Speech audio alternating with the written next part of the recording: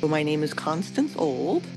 I am an artist with a graphic design background, and I work with upcycled paper and plastic and have for over 20 years. I make wall pieces using the technique of rug hooking. I use all plastic and sales receipts, anything that would sort of qualify as consumer detritus. The artist, if my role is consciousness raising, and that can be at a variety of scales, sitting on the street in New Canaan and actually, basically doing a demonstration of rug hooking with sales receipts. Um, People stop by and they talk, and interestingly to me, the work that I make with consumer detritus fascinates young people. I think it's partly because of the craft. Like, kids love it because it's a fairly simple craft, and so they can understand it.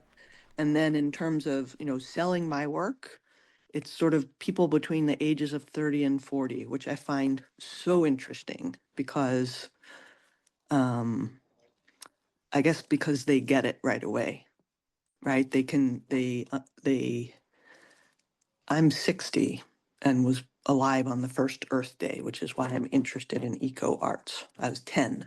So I feel like people that are a generation or a generation and a half behind me, their awareness of um, trash and trying to reuse it to make something beautiful, that's like a no-brainer for them. They've grown up with it.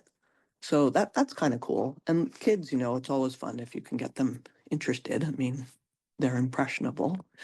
Um, then to have children actually interact with the materials is good. The event at Katona Museum of Art that was in the education department set up they had this really cool alcove where hung long pieces of orange construction fencing, and the people at the museum and the kids that were coming to do the workshops, and I brought in all kinds of plastics, and then people just wove that stuff into the panels of construction fencing. To the craft idea, like, okay, so you're rug hooking, that is a really old craft from colonial times, but if you use contemporary materials, does that update it?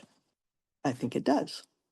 And does it give it a slightly conceptual side to it where you're commenting on what are the materials of today?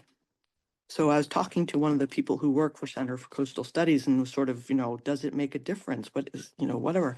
And I loved what he said. His name's Mark Adams. He said, the project is the change, meaning the scale is not, don't focus on the scale. Focus on the 40 people a day who care. And I really loved that. I thought that was cool. Craft, analog practices in this time. They're kind of charming and quaint, and they're valuable because they're not computer generated, because the human hand is behind it. So that matters to me. I like ceramics. I like things that are made with people's hands. People will say, wow, these are such gems, right? They're something small, and they pull you in, and you want to sort of figure out everything that's in there and read the legend down below where I've articulated exactly what materials are in there. That's very analog, and it makes me happy that people like them. It's not minimalist, but I say paper and plastic, and obviously that's huge. But then within that, I will control the palette and then work with it and see where it takes me. Form of self-portraiture, right? It's not a painting of my face, and I've continued to save my 4 by 5 inch lists on torn down 8.5 by 11 pieces of paper that come into the house. You could document your life in photographs, or you could have this like really long collection of lists that documents a life. Kind of think that's kind of cool. One thing I really like about beach cleanups that I would encourage people to do one, even if you're not interested in trash, and this might not appeal to everyone, but the people that beach cleanups appeal to are really, like this one on Pedix Island, it's artists, it's scientists, it's concerned citizens, maybe leaning towards the introvert. And the social aspect of it is hard to overstate. I mean, it's really kind of great. Same thing with Joshua Tree Clean Team.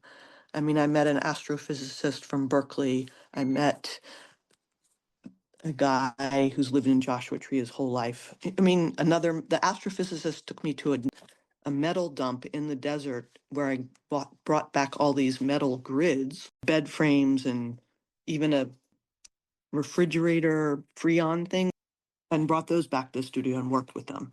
So the guy was super interesting, and I never would have met him if I hadn't had an interest in collecting garbage.